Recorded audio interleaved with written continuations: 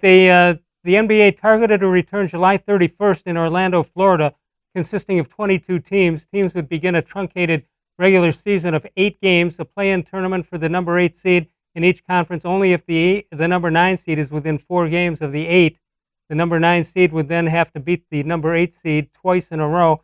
Conference call and a vote set for Thursday at 12:30, just afternoon tomorrow. 22 teams are eligible for return. Top 8 teams in the conference: the New Orleans Pelicans, the Portland Trail Blazers, Sacramento Kings, San Antonio Spurs, Phoenix Suns, and Washington Wizards. Only one team in the Eastern Conference, where the Cavaliers reside, would make it out of that group.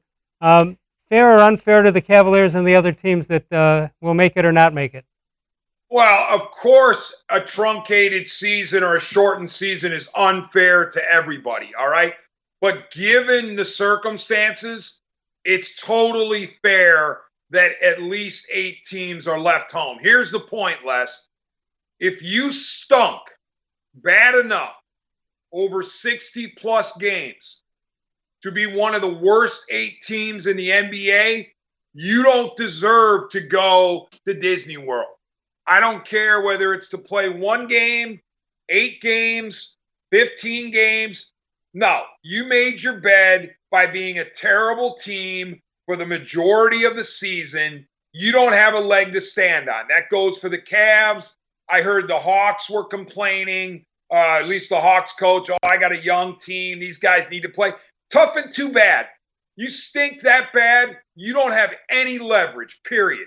And by the way, Les, I want to address something you said in your opening comment. Concerns about the NBA players rushing back.